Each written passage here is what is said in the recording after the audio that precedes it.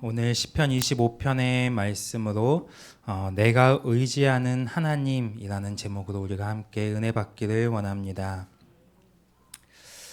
성도는 어떠한 상황 속에서도 늘 하나님과의 만남이 이루어지고 있어야 합니다. 신앙생활이라는 것은 하나의 종교 활동이 아니기 때문에 여러분의 삶과 신앙 가운데 하나님과 함께 살아간다는 것은 성도에게 있어서 매우 중요한 것입니다. 우리가 하나님과 함께 살아가는 한 하나님께서는 반드시 나를 책임지시고 나를 이끌어 가십니다. 나는 살아계신 하나님과 함께 살아가고 있는가? 나의 삶 가운데 살아서 역사하시는 그 하나님을 내가 매일 만나고 있는가? 이것은 우리의 신앙의 가장 중요한 것이고 우리가 늘 점검해야 하는 부분입니다. 그래서 여러분이 여러분의 인생사 가운데 모든 일들이 잘 풀어지고 기쁨이 넘치고 평안할 때에도 여러분은 하나님과 만나고 있어야 하고, 반대로 어려움이 있고 고통이 있고 아픔이 있는 그러한 고난의 시간 속에서도 하나님과의 만남은 늘 충만해야 합니다. 환경에서 환경을 바라보는 성도가 아니라 그 환경 속에서 하나님의 뜻을 구하고, 문제에서 문제를 바라보는 성도가 아니라 문제 가운데 하나님을 바라보고, 고통 속에서도 하나님을 만나고 기쁨 속에서도 하나님을 만나고 풍성함 속에서도 하나님을 만나는 성도가 되어야 합니다.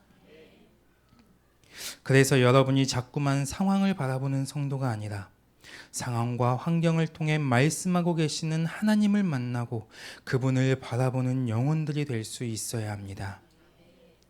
특별히 모든 성도는 고난이 올 때 낙심하거나 절망하지 말고, 또 자기 힘으로 그 시간을 통과하기 위해 발버둥 치지 말고 오직 하나님의 힘과 인도하심으로 그 시간을 통과해 갈 수 있어야 합니다. 사람마다 상황이 다르고 환경이 다르고 또 필요가 다르고 또 믿음의 크기가 다르기 때문에 늘 하나님과의 온전한 만남이 이루어지지 않으면 얼마든지 내 필요에 따라서 하나님을 가둘 수 있고 내가 가진 틀에 하나님을 가둬버릴 수 있게 된다는 사실을 우리는 항상 기억해야 합니다. 그러므로 모든 성도는 자기 방식대로, 자기 욕구대로, 자기 지식으로 사는 삶에서 벗어나 이제는 더 이상 육으로 사는 것이 아니라 이제는 영으로 사는 존재가 되어야 합니다. 신앙생활이라는 것은 매우 실질적이고 구체적인 것입니다. 왜냐하면 하나님은 살아계시고 그분의 말씀은 완전하고 영원한 것이기 때문입니다. 제가 하나님을 만나기 전에는, 하나님과 교제하는 그 시간이 열어지기 전에는 하나님이 실질적인 분이 아니었습니다. 그냥 하나의 종교 생활이고 그냥 부모님이 하나님을 믿으니까 나도 그냥 믿는다고 말을 하는 것이고, 하나님의 살아계심을 느끼지 못하고 경험하지 못하고, 그래서 어떤 어려움이 있을 때마다 내 힘으로 살아가고 내가 풀어가려고 하고, 근데 중요한 게 뭐냐면 내 힘으로 그렇게 막 하다가 뭔가 잘 되지 않으면 거기선 또 하나님을 원망해요. 하나님을 찾지도 않았으면서.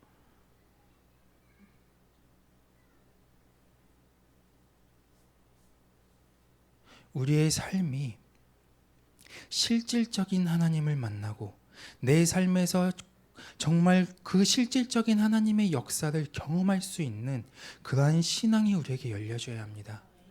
매일매일의 삶 가운데 하나님을 만나야 합니다. 매일매일의 삶 속에서 하나님을 구해야 합니다. 찾아야 합니다.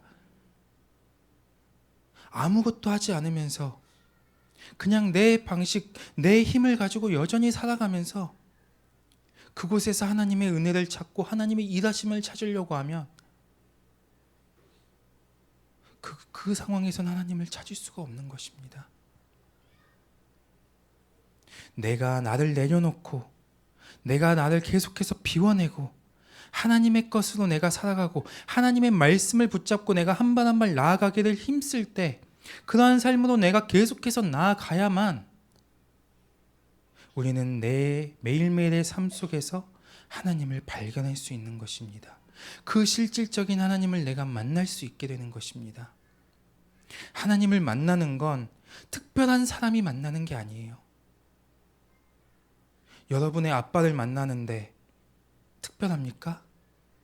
이건 당연한 것입니다. 우리의 아버지 하나님을 만나는데 하나님을 만난 사람이 특별해 보이고 하나님과 함께 동행하는 사람이 뭔가 신비로워 보이는 것은 내가 아직 실질적인 하나님을 경험하지 못하고 있다는 증거입니다. 나는 내 삶 속에서 매일매일의 그 순간순간의 그 삶 속에서 하나님을 만나야 합니다. 그 하나님이 나와 함께 하고 계심을 내가 계속해서 느낄 수 있어야 합니다. 하나님이 나와 함께 하시는데 나는 두려워할 수 없고, 하나님이 나와 함께 하시는데 내가 막 살 수 없고, 하나님이 나와 함께 하시는데 내가 좌절해 있을 수 없는 것입니다.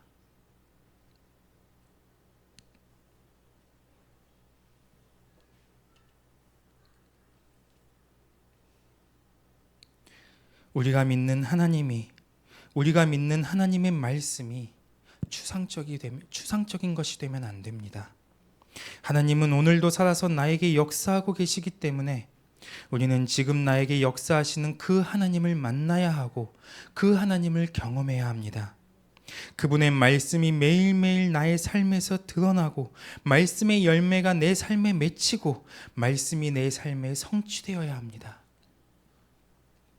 내 삶이 평안하다 할지라도, 내 삶에 부족함이 없다 할지라도, 또 내가 고난 가운데 있고 고통 가운데 있다 할지라도 나의 상황과는 상관없이 언제나 하나님과의 만남이 내 안에 이루어지고 내 삶이 하나님과 함께 살아가는 삶이 되어야 합니다.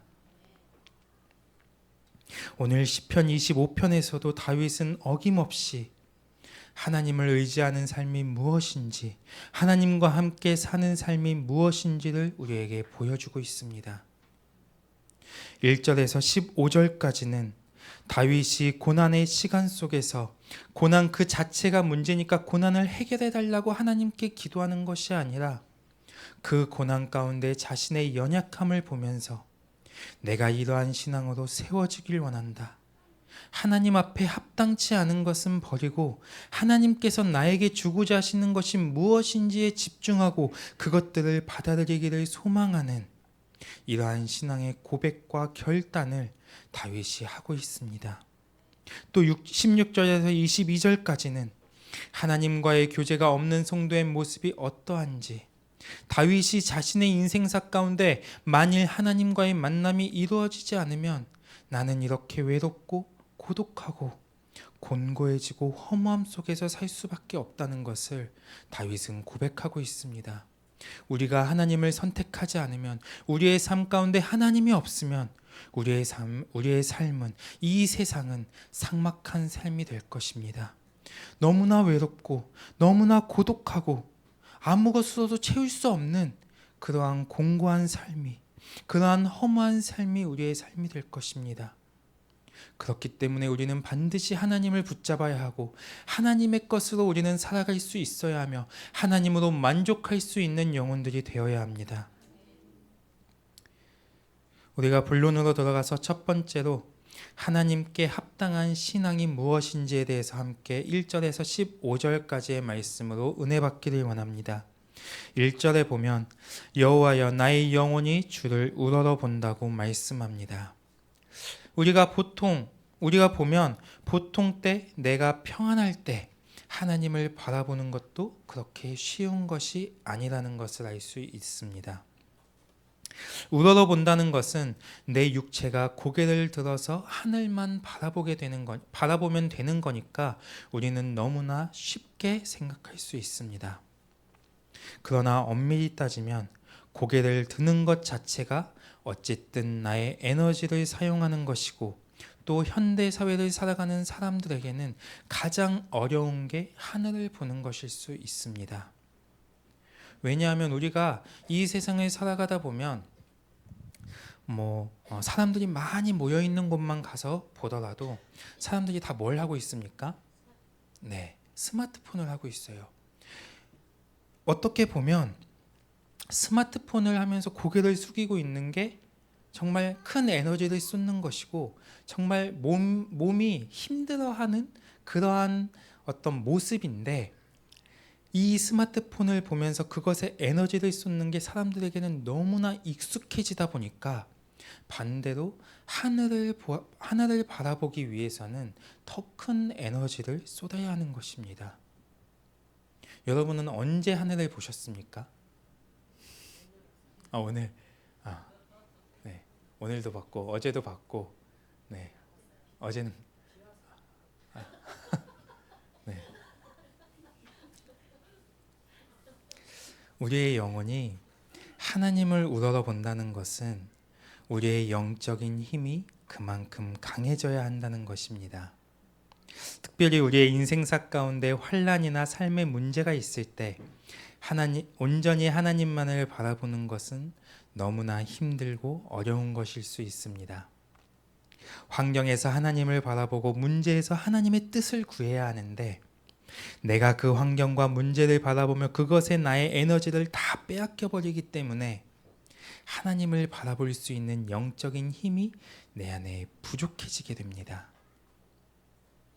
여러분에게 어떠한 문제가 생겼다고 해봅시다.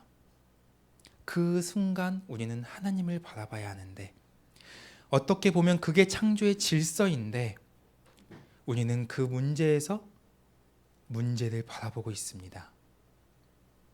그 문제에서 절망을 선택하고 있습니다. 그 문제에서 정말 내가 기쁨을 선택해야 하는데, 그 문제에서 하나님을 바라봐야 하는데, 그 문제에서 내가 낙심하게 되는 것입니다. 이걸 어떻게 풀어가야 되는지 내 힘을 구하게 되고 내 방법을 찾게 되고 뭔가 상황과 뭔가 나에게 도움을 줄 수 있는 것들을 계속해서 강구하게 되는 것입니다.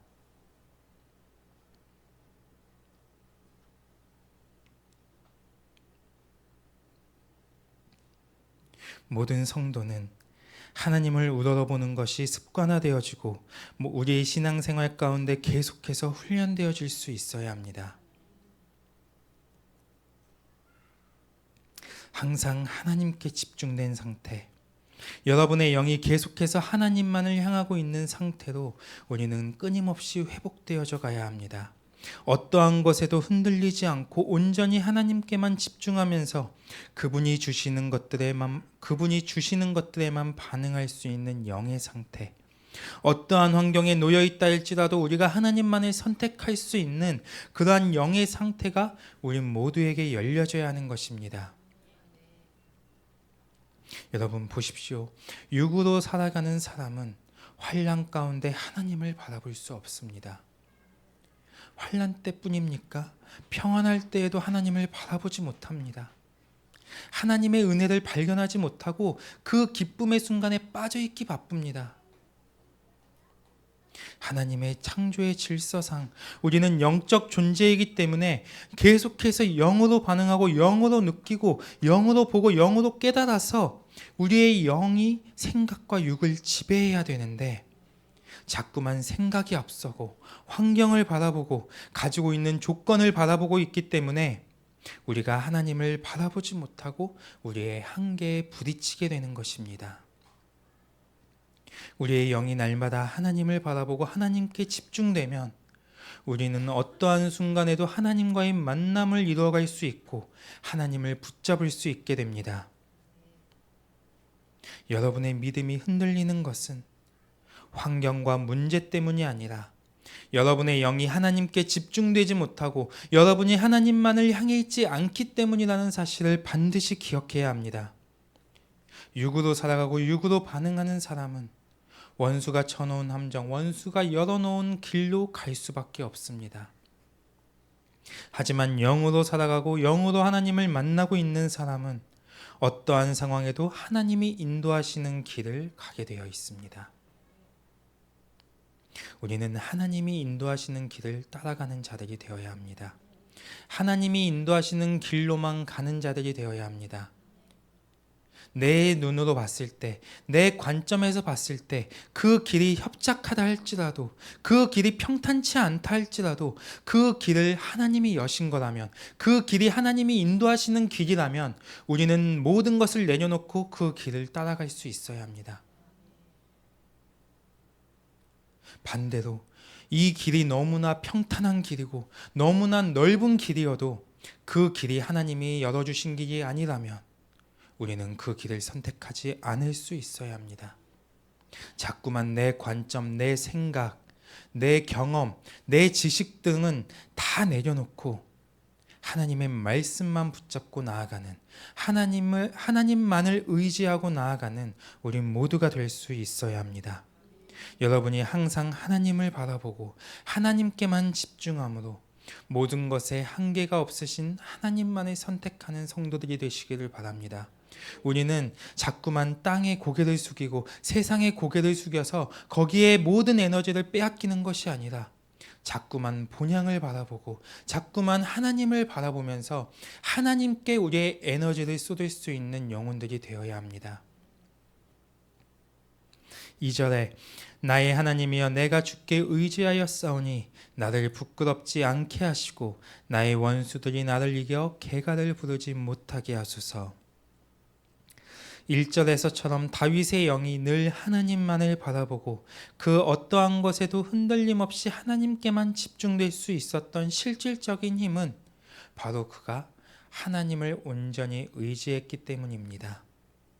다윗은 끊임없이 하나님을 의지하는 삶을 살아왔고 그 시간이 다윗의 인생사에 있어서 그가 어떠한 상황에서도 하나님을 우러러 볼 수 있는 사람으로 성장해 갈 수 있게 했습니다. 성도는 자신의 인생사 가운데 모든 시간 속에서 은혜를 베풀어 주시고 선하심으로 인도해 가시는 그 하나님을 온전히 신뢰하고 의지할 수 있어야 합니다. 여러분이 만일 하나님을 의지하지 못하고 있다면 그것은 내가 하나님 이외에 다른 것을 붙잡고 있거나 다른 것을 의지하고 다른 것을 기대하고 있기 때문입니다. 우리가 하나님을 온전히 의지하기 위해서는 하나님 이외에 다른 그 어떤 것도 붙잡지 않는 상태가 되어야 합니다. 내가 가진 힘과 방법, 지식, 경험, 사람, 일말의 가능성, 자꾸만 이런 것들을 내가 의지하면 결코 하나님을 온전히 의지할 수 없습니다. 다윗은 무엇이든 할 수 있는 왕이었지만 우리가 많은 시편을 보아서 알 수 있듯이 그가 왕이었음에도 불구하고 그는 하나님을 의지하는 것이 인격화되어 있었습니다. 우리도 다윗과 같이 내 것을 의지하지 않고 오직 하나님만을 신뢰하고 철저히 하나님께 의지하는 삶을 인격화시켜 갈 수 있어야 합니다. 그러면 하나님께서는 우리의 이러한 삶을 보시고 우리의 믿음이 결코 부끄럽지 않도록 우리에게 역사하여 주실 것입니다. 하나님께서는 당신을 의지하는 자들을 결코 부끄럽게 하지 않으시며 그들을 끝까지 책임져 주십니다. 지금 당장 나의 환경이 변하지 않아도, 지금 나의 상황과 나에게 닥친 문제가 반전되지 않아도 결국 승리는 나의 것이며 하나님의 선하심의 역사가 내 삶에 온전히 드러나게 될 것입니다. 우리가 하나님을 의지하는 데 있어서 가장 중요한 것은 어떠한 상황의 반전이 아니라 그분을 의지하는 자로서 나의 존재에 대한 확증이 가장 중요합니다. 내가 하나님의 자녀다. 하나님은 내 편이시다. 하나님은 결코 나를 부끄럽게 하지 않으시고 원수의 손에 나를 버려두지 않으신다. 이러한 이 존재됨을 가지고 우리가 하나님을 견고하게 의지할 수 있어야 합니다. 하나님께서는 반드시 여러분의 믿음을 또 여러분의 인생사를 결코 부끄럽게 하지 않으실 것입니다. 3절에 주를 바라는 자들은 수치를 당하지 아니하려니와 까닭없이 속이는 자들은 수치를 당하리이다.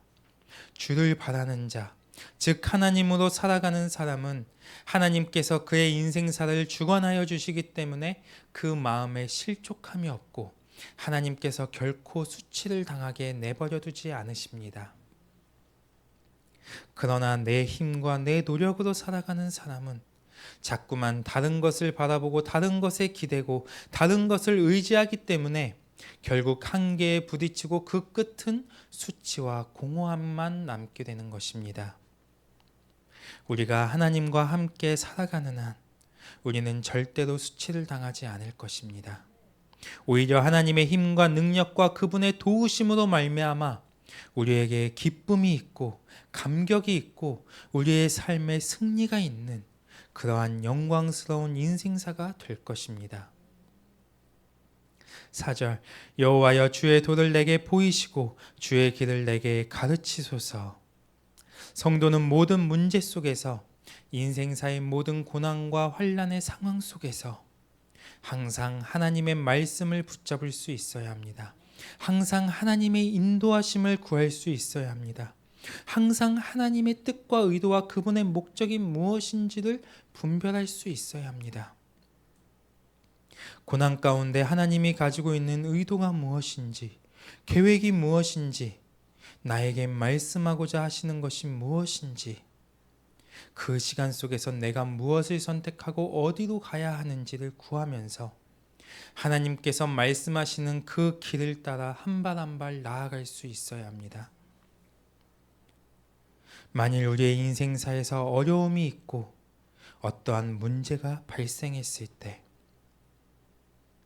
그 시간이 지나가고 그 문제 자체를 해결하는 것보다 더욱 중요한 것은 그것들이 나의 인생사 가운데 또다시 반복되지 않도록 궁극적인 원인을 알고 그것을 풀어가는 것입니다. 내 삶에서 똑같은 문제가 계속되고 넘어졌던 것에 계속해서 넘어지고 돌파가 이루어지지 않는 삶은 나를 지치게 하고 실족하게 하고 나에게 수치스러움으로 다가옵니다. 이제는 우리 안에 반복된 악순환의 고리를 완전히 끊어내는 시간으로 우리는 나아가야 합니다.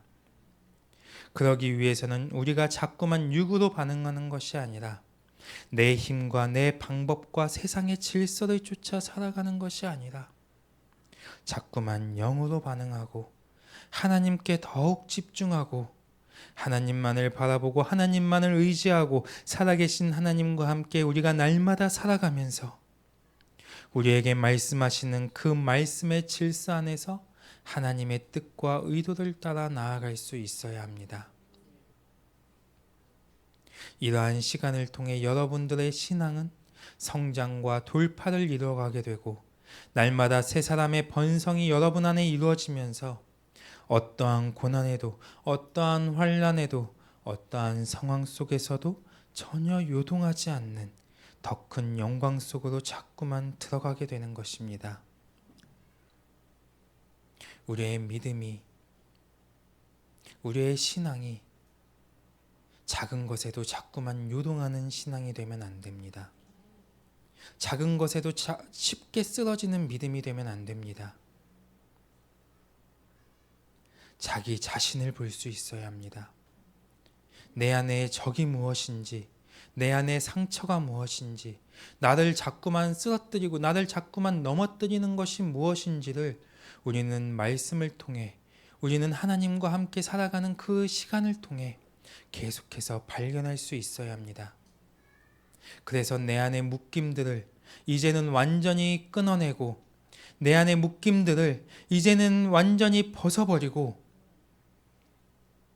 정말 견고한 믿음, 정말 어떤 것에도 쉽게 흔들리지 않는 그러한 신앙으로 우리는 나아갈 수 있어야 합니다. 작은 바람에, 작은 폭풍에, 작은 상황에 자꾸만 걸려 넘어지지 마시기 바랍니다. 우리는 우리에게 역사하시는 크신 하나님의 일하심을 경험해야 합니다. 그것을 구하는 삶을 살아가야 합니다. 하나님의 관점에서 볼 때 이 세상의 것은 너무나 작고 너무나 보잘것없고 정말 아무것도 아닌 것입니다. 내 문제는 지금 나에겐 너무나 커 보이지만 하나님의 그 크신 손 안에서 내가 바라보게 되면 그것은 아무것도 아닌 것입니다. 우리는 자꾸만 하나님 안으로 더 깊이 들어가는 시간이 있어야 합니다. 자꾸만 하나님께 우리의 문제와 자꾸만 하나님께 우리의 모든 삶의 그 환난의 상황들을 계속해서 하나님 안에서 풀어가는 시간들이 있어야 합니다. 5절에 이처럼 성도가 영을 따라 살아가고 순간순간 하나님을 붙잡기 위해서는 날마다 하나님의 진리의 말씀으로 무장되어야 합니다. 그분의 말씀이 나의 삶을 주장하고 이끌어갈 수 있도록 말씀에 나를 내어 맡기는 시간이 와야 합니다. 오직 하나님만이 우리의 구원자이십니다. 하나님만이 환난 속에서 내가 가야 할 길을 인도해 주실 수 있고, 하나님만이 나를 고통 속에서 건져 주실 수 있고, 하나님만이 나의 모든 문제의 답을 알고 계시며 그것을 풀어 주실 수 있습니다. 그러므로 모든 성도는 말씀으로 인도함을 받아 우리의 인생사 가운데 하나님을 앞세우는 삶을 살아가는 시간이 와야 합니다. 어떤 문제에서나 어떤 상황 속에서나 어떤 시간 가운데에서도 그것이 쉽든 어렵든 급하든 급하지 않든 늘 여러분의 삶은 하나님을 앞세우는 삶이 되어야 하고 나는 하나님을 따르는 삶이 인격화되어져야 합니다. 여러분의 인생사 가운데 하나님이 앞서가시고 하나님이 하시면 우리는 무엇이든 할 수 있고 모든 것 가운데 담대할 수 있습니다. 그래서 오늘 다윗은 고백합니다. 주는 내 구원의 하나님이시니 내가 종일 주를 기다리나이다. 결국 여러분의 인생사의 모든 고난과 환난, 모든 고통, 모든 문제들 가운데 우리가 해야 할 일은 하나님을 기다리는 것입니다. 내 힘으로, 내 방식대로, 내 경험대로 살아가는 것이 아니라 하나님의 말씀을 기다리고 하나님의 때를 기다리고 하나님의 일하심을 기다림으로 나보다 하나님이 앞서가시는 삶을 살아가야 하는 것입니다. 이것은 매우 중요한 영적 질서입니다. 하나님을 믿는 우리에게 있어서, 하나님을 의지하는 우리에게 있어서 하나님이 앞서가시고 내가 그분을 따라가는 이 삶의 질서, 이 신앙이 우리에게 열려진다는 것은 매우 중요한 것입니다. 우리는 너무 똑똑하고 너무 바빠요. 너무 급합니다.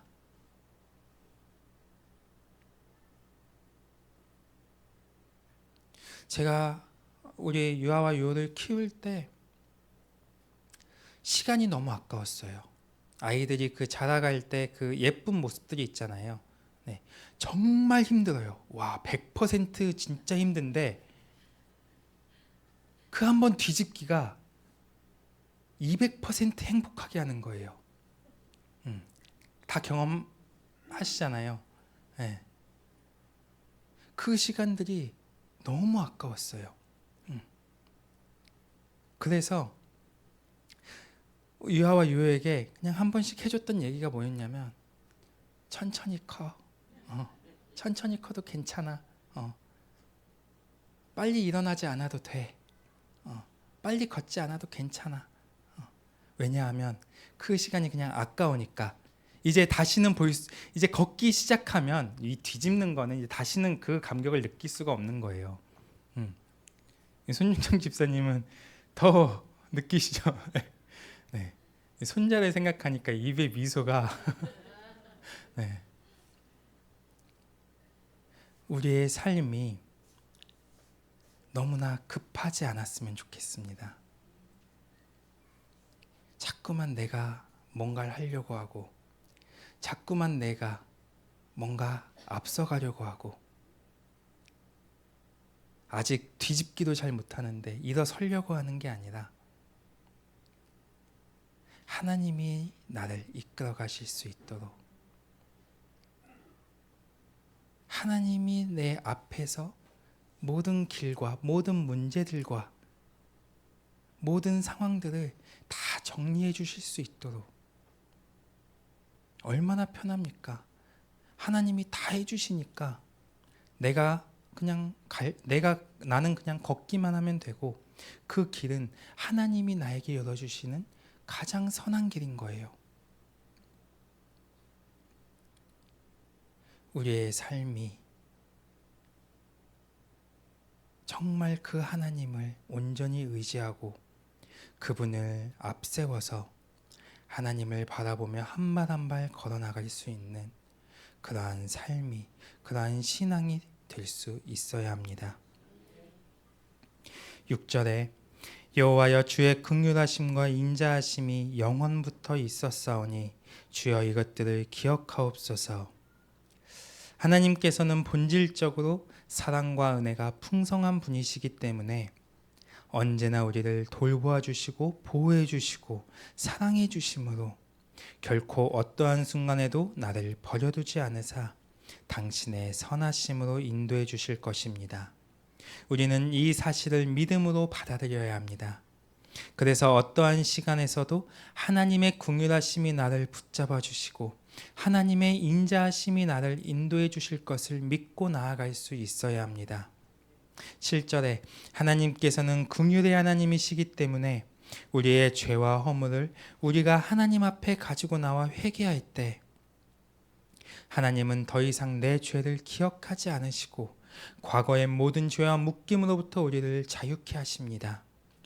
지금까지 우리가 육으로 살아왔던 모든 연약함, 육으로 살아오면서 지었던 모든 죄악들, 하나님을 의지하기보다 나를 의지했던 교만함들, 이 모든 허물들을 주님의 보혈을 의지하여 날마다 회개할 수 있어야 합니다.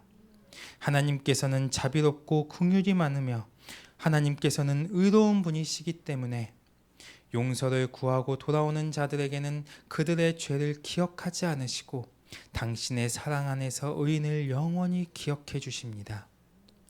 하나님께서는 이미 여러분을 사랑하시기로 작정하셨기 때문에 여러분을 놓지 않을 것입니다. 모든 성도는 어떠한 시간 속에서도 여러분을 향한 하나님의 사랑과 의지와 그분의 뜻과 그분의 계획을 믿음으로 확증하며 나아갈 수 있어야 합니다. 우리가 다윗의 인생사를 보면 다윗의 인생사 가운데 그 엄청난 모든 승리가 우연히 일어난 것이 아니라 승리할 수밖에 없는 믿음과 하나님을 향한 신뢰와 하나님을 앞세우는 삶이 그의 인생사를 이끌어갔던 것입니다.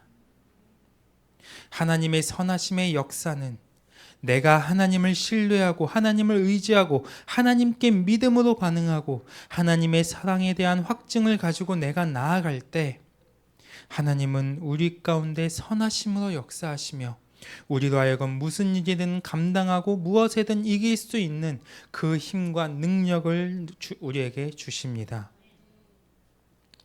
여러분의 인생사 가운데 고난이 오고 환난이 오고 문제가 온다 할지라도 하나님은 나를 사랑하신다. 하나님은 절대로 나를 놓지 않으신다. 하나님의 약속은 반드시 성취될 것이고 나는 그 약속을 견고하게 믿는다. 이러한 흔들리지 않는 믿음을 가지고 여러분의 인생사의 모든 순간순간을 이겨나가시기를 바라고 모든 문제들로부터 승리하는 자가 되시기를 주님의 이름으로 축복합니다.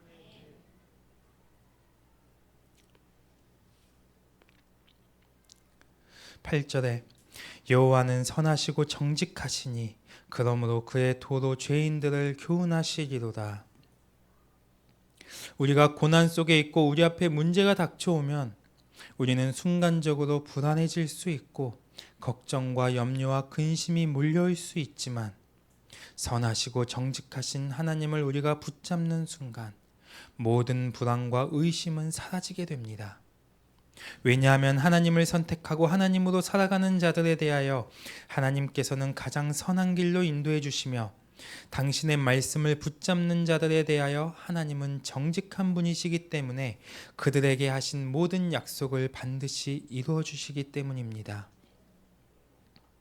사람은 고난이 오고 어떤 어려움에 처하게 되면 자신도 모르게 시야가 좁아지게 되고 판단이 둔해지게 됩니다.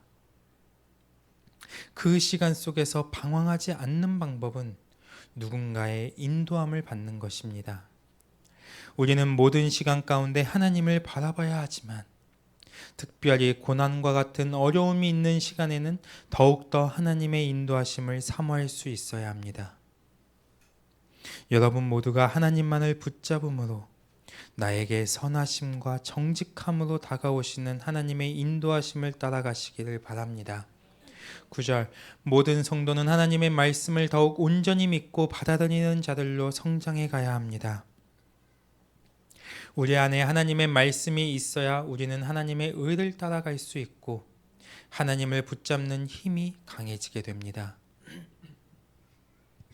우리가 고난의 상황이든 환난의 상황이든 어떤 고통과 어떤 어려움 가운데 있든 우리가 하나님을 붙잡고 그분의 의의 인도하심을 받기 위해서는 그 시간 속에서 하나님의 말씀을 받아들일 수 있는 심령의 상태가 만들어져야 합니다.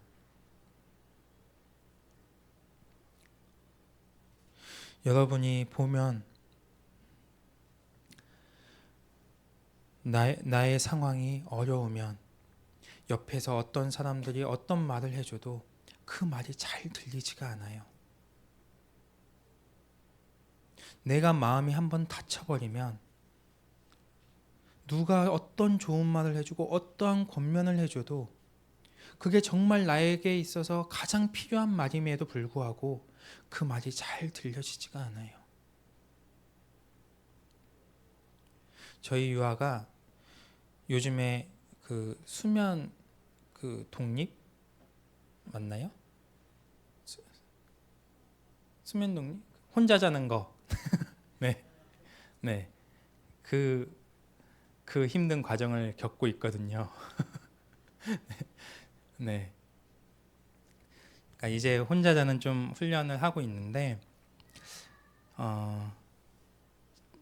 저도 저는 그러지 않았던 것 같아요. 왜냐하면 혼자 잤던 시간이 없어서. 저는 군대 가기 전까지 한종이와 잤고 군대 가서는 동기들과 잤고 제대해서 다시 한종이와 잤고 한종이가 군대 가 있는 그 시간 네, 그 시간에 제가 혼자 잤네요. 그 이후에는 결혼해서 같이 자고 네, 네. 그래서 저는 그 경험이 별로 없는 것 같은데 혼자 이제 유아가 이제 자려고 이제 하다 보니까 유아도 모르게 계속해서 두려움이 오는 것 같아요.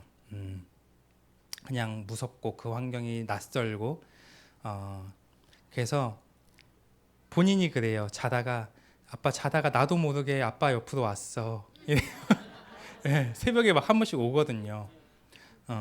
근데 이게 점점 시간이 당겨지기 시작하더니 처음에는 뭐 한 3시쯤에 왔다면 갑자기 12시쯤에 오기 시작을 하고 그러다가 이제는 계속 그냥 안 가는 거예요. 네. 근데 이제 본인도 가야 되는 건 알고 안 가면 안 될 것 같으니까 어쩔 수 없이 가는데 그러다가 조금 있으면 다시 와요. 그래서 나도 모르게 또 왔네. 네. 막 그래요. 그래서 요즘에는 그냥 이제 유호한테 맞춰서 유호가 엄마랑 잔다고 하면 제가 유아 방에 가서 유아랑 자고 또 유호가 저랑 잔다고 하면 이제 지선 사모가 이제 유아 방에서 자고 그러는데 그렇게 계속해서 옆에서 자주면서 유아에게 해주는 말은 유아야 지금은 아빠가 너의 옆에 있는 것 같아서 너가 불안하지 않는 것 같이 느껴질 수 있지만 결국에는 하나님이 우리 집에서 하나님이 우리와 함께 하시고 하나님이 계속해서 아빠를 또 유아를 만져주고 함께 하시기 때문에 여기는 두려운 공간이 아니야. 무서운 공간이 아니야. 괜찮아. 이렇게 하다 보면 유아가 이제는 혼자 독립할 수 있는 시간이 올 거야 라고 계속해서 유아에게 말을 해줘요. 처음에는 제가 유아와 함께하지 않은 상태에서 유아만 혼자 자라고 할 때, 유아야, 하나님이 우리와 함께 하시는데 뭐가 무서워? 괜찮아 라고 할 때는 유아가 그 말을 전혀 듣지 못해요. 왜냐하면 그냥 무서우니까. 하나님이 나와 함께 하시는 것도 알고 하나님이 우리 집에 계시는 것도 아는데 그냥 무서운 거예요. 그러니까 이게 들려지지 않고 이게 믿어지지 않는 거예요. 그런데 제가 옆에서 유아에게 함께 그 시간을 보내면서 그렇게 이야기를 해주니까 유아가 그 말을 조금씩 받기 시작해요. 그 말을 더 믿음으로 가져가기 시작하는 걸 봅니다. 유아가 먼저 얘기해요. 아빠, 하나님이 함께 하시니까, 하나님이 내 편이니까 아빠가 없어도 나는 언젠가 혼자 자겠지? 네, 아직은 아니에요. 아직은 아닌데, 어떻게 보면 그게 뭐 그렇게 대단한 일이냐라고 할 수 있겠지만 그 아이에게 있어서는 엄청난 도전인 거고 그 아이가 그 시간을 이겨내는 건 엄청난 돌파일 수 있는 것입니다. 근데 그 시간 속에서 하나님을 붙잡고 하나님 안에서 그것을 돌파해 나가는 걸 우리 유아가 경험하기 시작하면 우리 유아의 삶에서는 하나님을 붙잡는 그 힘이 계속해서 가속화되어질 것이고 하나님을 경험하고 하나님이 나에게 역사하시는 것이 무엇인지를 경험하는 그 깊이가 점점 더 깊어질 것입니다.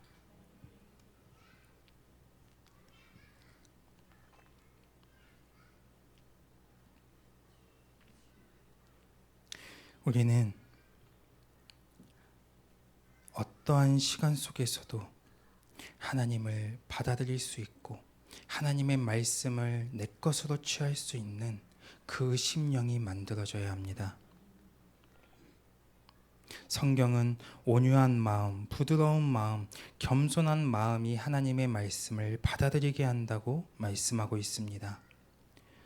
에스겔 36장 26절에 보면 하나님께서는 우리에게 성령을 주시고 새 마음을 주셔서 우리의 굳은 마음을 제거하고 부드럽게 해주신다고 말씀하고 있는데 굳은 마음은 우리의 심령에 하나님의 말씀이 들어오지 못하게 합니다. 굳은 마음은 우리를 더욱 강팍해지게 만듭니다. 굳은 마음은 우리로 하여금 악을 선택하고 상처를 선택하고 자꾸만 불순종하게 만듭니다. 우리는 하나님 앞에 더욱더 겸손하고 온유한 마음으로 나아갈 수 있어야 합니다. 오직 하나님만을 바라보고 하나님만을 의지하고 하나님만을 붙잡음으로 우리의 굳은 마음들이 제거되는 시간이 와야 합니다. 그래서 이제는 내 안에 굳어진 마음들이 모두 제거되어지고 우리의 마음이 온유한 마음, 부드러운 옥토와 같은 마음으로 변화되어져서 어떠한 말씀이 와도 어떠한 상황에 그 말씀이 나에게 흘러와도 그 무게를 견디지 못하고 내 심령에 온전히 받아들여지는 은혜가 임해야 합니다. 10절 여호와여 모든 길은 그의 언약과 증거를 지키는 자에게 인자와 진리로다. 성도의 인생사, 즉 우리가 살아가는 과정에 있어서 걷게 되는 모든 여정, 시간, 모든 선택이 오직 하나님의 말씀의 질서 안에서 이루어져야 합니다.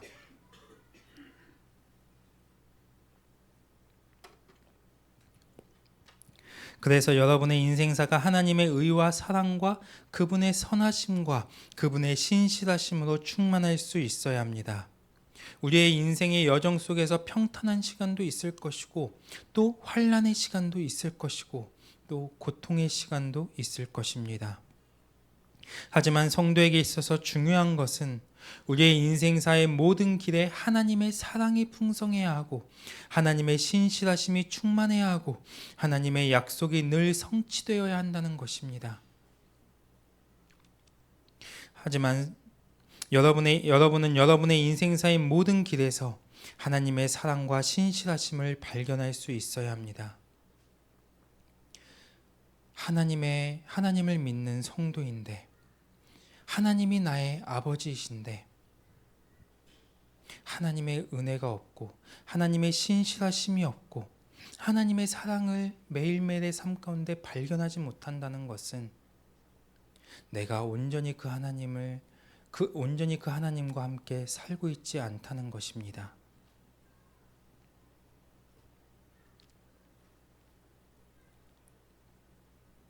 오늘 하나님께서는 당신의 말씀을 붙잡고 순종하는 모든 자들에게 그들의 인생사의 모든 길을 당신의 사랑과 신실하심으로 인도해 주시겠다고 약속하십니다. 여러분의 인생사의 모든 길에서 하나님의 사랑과 신실하심이 발견되어지시기를 주님의 이름으로 축복합니다. 이것은 하나님의 사랑과 신실하심이 나의 인생사 가운데 항상 있다는 것은 내 기준에서 내가 항상 평탄한 길로만 간다는 것은 아닙니다. 그 길이 험한 길일 수 있고 어려움이 있을 수 있고 고난이 있을 수 있지만 우리는 어떠한 상황에서도 그 사랑을 발견해야 합니다. 그 신실하심 안에 우리는 거해야 합니다.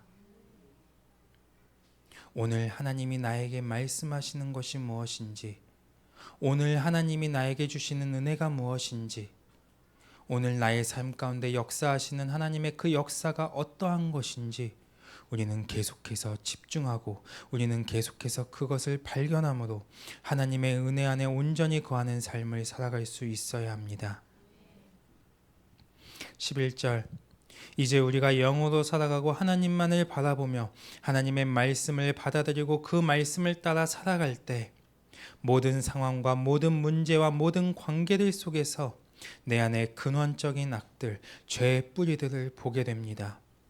우리는 날마다 영으로 살아가고 하나님과의 지속적인 만남을 이루어가고 하나님만을 바라보는 삶, 하나님께만 집중된 삶, 말씀의 통치 안으로 들어가는 삶을 나의 인생사 가운데 열어가므로 내 안에 존재하는 근원적인 악, 죄의 뿌리들, 자꾸만 반복적으로 넘어지는 연약함들을 보는 시간이 와야 합니다. 내 안에 더러운 것들을 보기까지가 어려운 것이지 우리가 그것들을 보기만 한다면 우리에게는 예수 그리스도의 보혈의 능력이 있기 때문에 얼마든지 그것들로부터 싸워서 이길 수 있습니다. 모든 성도는 하나님과의 지속적인 만남, 깊은 교제 안으로 들어가기를 힘써야 합니다. 그래서 하나님 안에 거하고 성령과 말씀으로 조명을 받아 내 안에 추악하고 더러운 죄악들을 적나라하게 파헤치고 보는 시간이 와야 합니다. 내 힘으로는 그것들을 끊어낼 수 없지만 내가 그리스도의 이름의 영광과 예수 그리스도의 보혈의 능력을 의지하여 나아갈 때 내 안에 존재하는 모든 악들은 더 이상 나에게 아무런 영향도 끼칠 수 없습니다.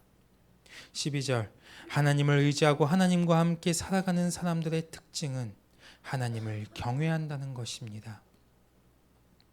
우리가 말씀을 가까이 하고 하나님을 사랑하는 마음이 커질수록 하나님을 경외하는 마음이 커지게 되고 하나님을 경외하는 마음이 우리 안에 커질수록 나와 하나님과의 관계는 더욱 밀접해지며 더 깊은 교제 안으로 들어가게 됩니다. 왜냐하면 하나님을 경외할수록 내 안에 하나님에 대한 두려움이 커지기 때문에 내 안에 존재하는 악에 대한 이 고통으로 말미암아 자기 자신에 대한 몸부림과 악함에 대한 회개가 점점 깊어지게 되기 때문입니다. 그래서 회개가 깊어질수록 우리의 영은 하나님의 뜻과 질서 안으로 더 온전히 들어가게 되고 하나님과의 친밀한 사랑의 교제는 내 안에 점점 깊어지게 되는 것입니다. 우리가 하나님께 대한 경외감을 잃어버리면 반드시 하나님의 질서에서 벗어나게 된다는 것을 기억해야 합니다. 즉 하나님을 경외하지 않으면 우리는 누구라도 악해질 수 있고 교만해질 수 있다는 것입니다. 그렇기 때문에 모든 성도는 반드시 하나님을 경외함으로 하나님의 뜻과 질서 안에 거할 수 있어야 합니다. 그리고 하나님은 질서의 하나님이시기 때문에 당신의 뜻과 질서 안에 있는 자들에게 가야 할 길을 알려주시고 택할 길을 가르쳐 주심으로 날마다 하나님의 은혜와 사랑을 누리며 그분의 약속이 늘 성취되는 삶을 살아가게 하여 주십니다. 우리의 삶은 날마다 하나님의 은혜를 누리는 삶이 되어야 합니다. 우리의 삶은 늘 하나님의 사랑으로 충만해야 합니다. 우리의 삶은 늘 하나님의 말씀이 성취되어지므로 성령의 열매가 우리의 삶 가운데 온전히 맺혀지는 그러한 삶이 우리에게 열릴 수 있어야 합니다. 13절 하나님을 경외함으로 그분의 뜻과 질서 안에서 살아가는 성도의 삶은 평강의 삶이 됩니다. 다시 말해 나를 가로막는 모든 적들이 사라질 뿐만 아니라 우리의 삶에 하나님의 생명이 임하고 영광이 임하고 사랑이 임하고 지혜가 임하고 평강이 임하고 기업이 임하고 하나님의 모든 축복들이 임하는 삶으로 하나님이 인도해 주신다는 것입니다. 뿐만 아니라 하나님의 축복이 자손들에게까지 흘러가므로 그들은 하나님의 나라를 상속으로 받게 되며 땅과 하늘의 모든 축복이 열리게 됩니다. 우리의 신앙생활은 나 혼자만의 것이 아니라 내 가족의 축복과 내 자손들의 축복이 연결되어 있는 것입니다. 그렇기 때문에 어설픈 신앙생활을 하는 것이 아니라 하나님의 뜻과 질서 안에서 신앙생활을 하고 나의 인생사 가운데 반드시 하나님과의 친밀한 교제를 열어 하나님의 사랑을 누리며 하나님의 약속이 성취되는 삶으로 나아가야 합니다. 그래서 우리의 가족들이, 우리의 자손들이 나를 통해 하나님을 만나고 하나님과 사는 것이 무엇인지를 배우고 하나님의 복을 누리는 삶이 무엇인지를 경험할 수 있게 하는 신앙생활을 열어갈 수 있어야 합니다.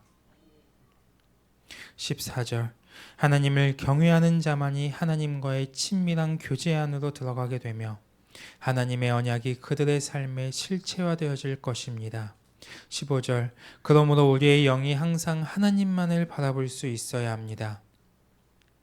하나님만을 의지하고 하나님만을 신뢰하고 하나님을 경외할 수 있어야 합니다. 그러면 긍휼하신 하나님이, 인자하신 하나님이, 선하시고 신실하신 하나님이 여러분을 모든 묶임에서 자유케 하실 것이며 여러분의 인생사의 모든 길을 사랑과 신실함으로 인도하여 주실 것입니다. 두 번째로 16절에서 22절 다윗의 간구에 대해서 우리가 은혜 받기를 원합니다. 16절에 보면 주여 나는 외롭고 괴로우니 내게 돌이키사 나에게 은혜를 베푸소서. 사단은 자꾸만 우리로 하여금 하나님의 은혜를 빼앗아가고 하나님을 잃어버리게 하기 위해서 호시탐탐 덫을 놓고 기다립니다. 우리의 인생사에는 하나님의 은혜가 날마다 풍성하고 충만한데 사단이 자꾸만 우리의 눈을 가려서 하나님의 은혜를 보지 못하게 하고 우리의 몸과 마음을 외롭게 하고 지치게 합니다. 우리가 영으로 살지 않으면 우리의 삶에 하나님의 은혜가 없으면 그 사람의 인생은 주변에 사람이 아무리 많아도 늘 외롭고 돈이 많아도 행복하지 않고 일이 잘 풀려도 늘 힘들고 괴로운 것입니다. 그래서 우리는 절대로 하나님의 은혜를 놓치면 안 됩니다. 하나님이 주시는 은혜를 누리지 못하는 자가 되면 안 됩니다. 모든 성도는 날마다 우리의 삶 가운데 하나님의 은혜를 구하고 순간순간 하나님의 은혜를 발견함으로 하나님이 주시는 은혜를 누리는 자의 삶을 살아갈 수 있어야 합니다. 17절에 또한 사단은 우리에게 생각을 통해 공격함으로 자꾸만 고난을 선택하게 만듭니다. 우리가 하나님을 바라보고 하나님께서 하실 것을 믿음으로 믿고 나아가야 하는데 우리가 자꾸만 하나님을 바라보지 못하게 되면 우리의 마음에는 근심이 계속해서 쌓여가게 됩니다. 여러분이 어떠한 문제가 있을 때, 어떠한 어려움이 있을 때 그것을 한번 생각하고 그 생각을 한번 붙잡기 시작하면 그 생각은 지구를 한 바퀴 돌아도 멈추지 않을 만큼 계속되어집니다. 말도 안 되는 생각들, 말도 안 되는 오해들, 말도 안 되는 그러한 것들로 인해서 내가 감정이 더 상해지게 되고 스스로 상처를 선택하게 되고 자꾸만 원망하게 되고 불평하게 되고 자꾸만 악을 선택하게 됩니다.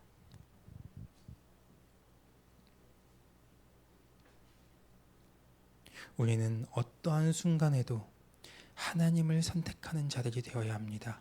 하나님의 관점에서 바라보고 하나님의 기준에서 우리가 볼 수 있어야 되고 하나님의 것을 우리가 계속해서 생각하고 하나님이 주시는 평강을 우리가 받을 수 있는 자들이 되어야 합니다. 하나님으로 사는 사람들의 특징은 모든 것이 은혜이고 기쁨이고 감사이기 때문에 그들에게는 근심이 없습니다. 그러나 하나님으로 살지 않는 사람은 모든 문제들을 내가 해결하고 내가 내 삶을 끌고 가야 하기 때문에 모든 것이 걱정이고 근심인 것입니다. 하나님으로 살지 않는 사람들의 특징을 보면 그렇게 한숨을 많이 쉬어요. 내가 너무나 무거운 짐을 내 등에 짊어지고 있어서 하나님께 내려놓고 하나님을 의지해야 되는데 그러지 못하니까 너무나 벅찬 삶인 거예요. 너무나 힘겨운 거예요.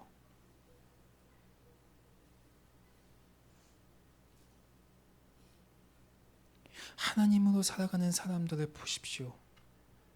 어려운 환경 속에서도 그들의 입에서 나오는 고백은 은혜입니다. 감사합니다.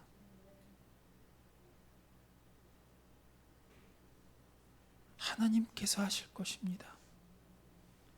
이런 믿음의 고백들이 그들에게 나오는 것입니다.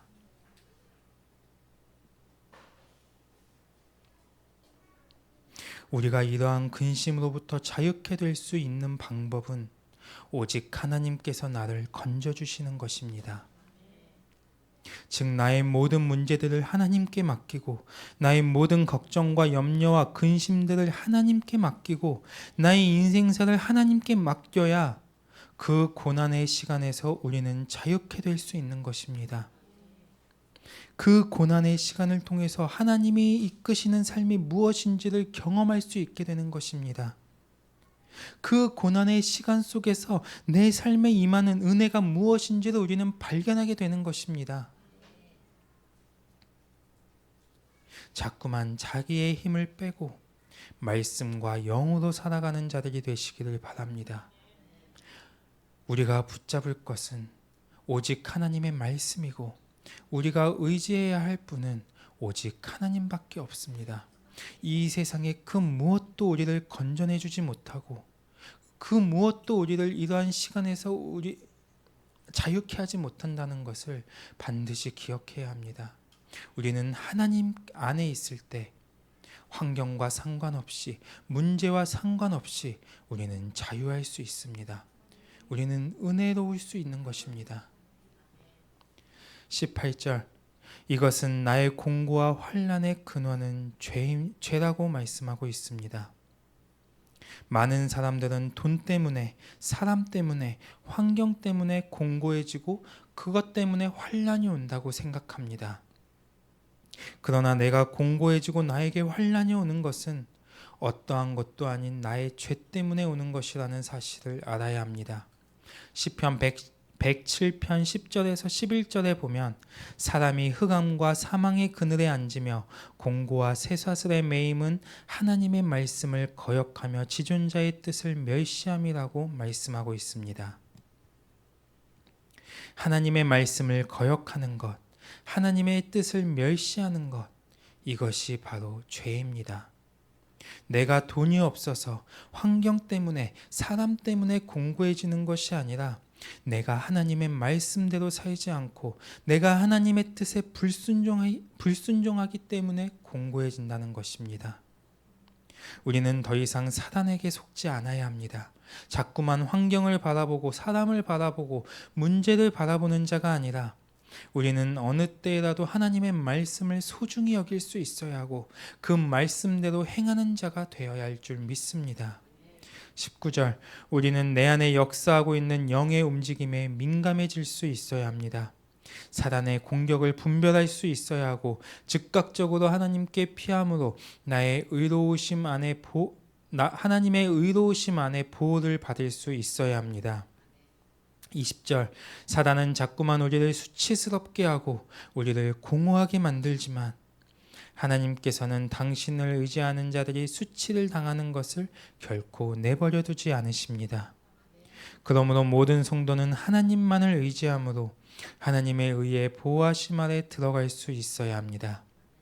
우리의 영혼을 거룩하게 지키는 길은 오직 주께 피함으로 하나님의 보호하심을 받는 것입니다. 21절 그러므로 우리의 영이 계속해서 하나님만을 바라보는 상태로 나아가야 합니다. 자꾸만 우리가 세상을 바라보고 사람을 바라보고 환경을 바라보고 돈이나 상황이나 다른 것들을 바라보니까 우리 안에 다른 것들이 들어오는 것입니다. 우리는 살아계신 하나님을 믿는 자들이고 그분과 함께 살아가는 자들이기 때문에 자꾸만 하나님을 바라볼 수 있어야 합니다. 그럼 하나님께서는 당신을 바라보는 자들을 흠없이 온전하고 올바르게 인도하여 주실 것입니다. 때로는 흠없고 완전한 사랑으로, 때로는 말씀으로, 때로는 올바른 판단의 기준으로, 때로는 공의로운 심판으로 우리를 보호하여 주실 것입니다. 하나님만을 바라보는 영혼들이 되시기를 바랍니다.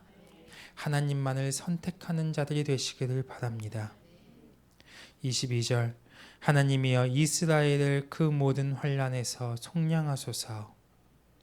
다윗은 자신의 삶의 모든 질서와 고백들이 자신에게서 그치지 않고 이제는 이스라엘 모든 공동체에게 흘러가기를 기도하고 있습니다. 이제는 다윗의 그 질서가 우리 영광교회에 온전히 세워질 수 있어야 합니다.